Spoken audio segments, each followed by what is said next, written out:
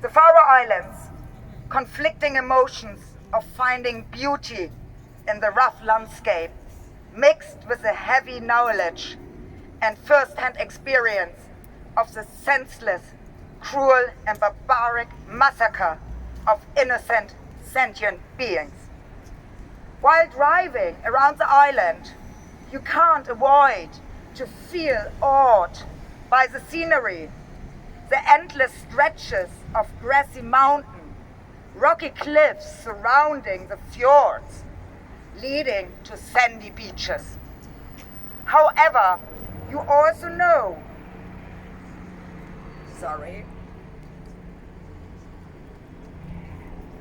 technique, sorry guys.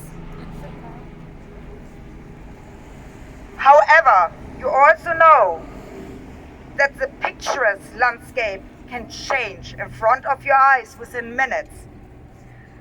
You are in your car, checking websites, looking out for boat traffic, bird movements, and an unusual amount of cars heading in one direction. It's the 27th of August 2019. And suddenly, one of the websites announces a grind is happening. Your adrenaline shoots through the roof. Your hands are shaking while you try to translate the article to find out the what and where. You head towards the killing beach. Hope the pod will escape. Near the beach, you are surrounded by people who are preparing for the massacre to come. People laying out ropes with hooks attached. People who carry knives attached to their hips. Families with children of all ages start to arrive, and you wait and hope, and wait and hope.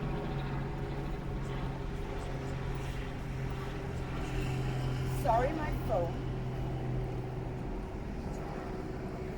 One police car and a van have also arrived, as they know you are from Sea Shepherd.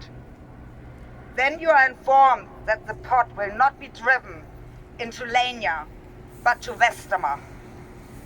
You as everyone else, head to the car to drive over to the next killing beach, where the preparation starts all over again.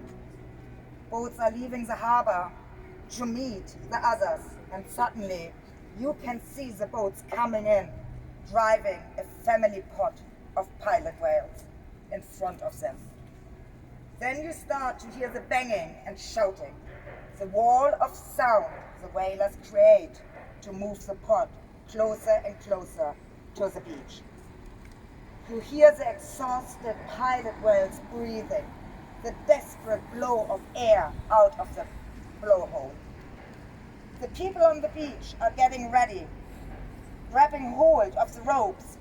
You can feel the excitement and anticipation. And then it starts. People running into the water, pilot whales splashing in panic whilst being hooked and dragged onto the beach.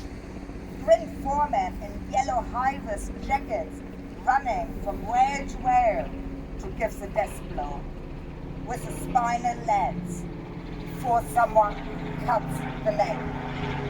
Many do not die instantly, but bleed out in the shallow water, sometimes thrashing their tail. You are surrounded by laughter, shouting, screaming, and splashing, whilst the water underneath your feet is turning red with blood of the beautiful and innocent souls.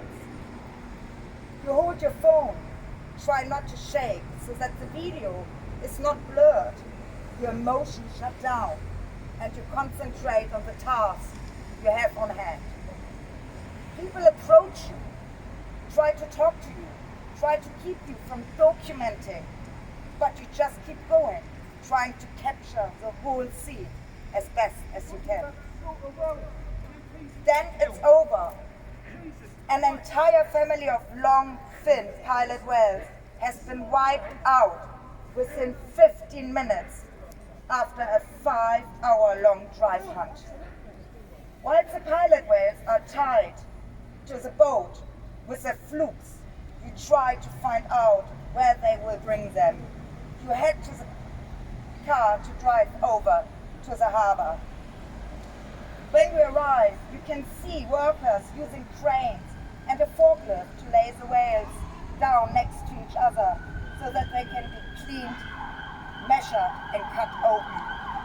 You can see adults, juveniles, and calves being lined up next to each other. Again, you try to keep your emotions in check whilst walking between all these beautiful cetaceans who just have lost their lives. The smell of death is hitting your nose. It's overwhelming. Children are running around, touching and kicking the dead bodies. Dead fetuses, some still inside their mother or just laid on the ground. Onlookers will drink cans of beer and bottles are standing around, laughing and talking. The next day, you head back to see if you can find out what they are going to do with the remains.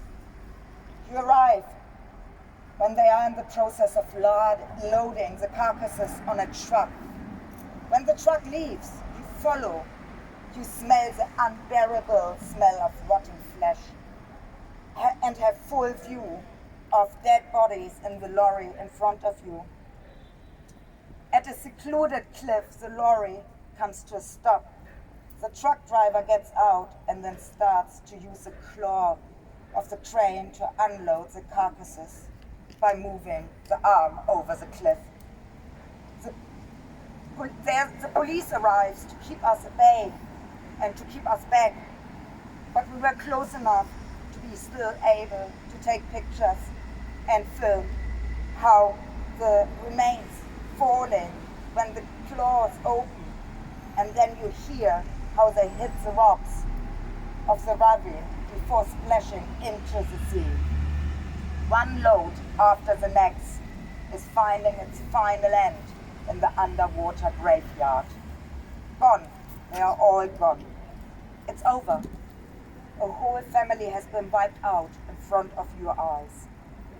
And your mind still hasn't caught up with what your eyes have witnessed.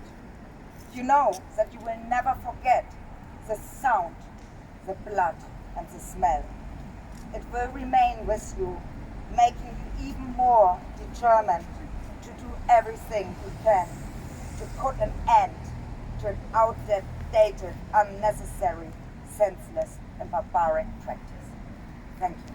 Thank you so much.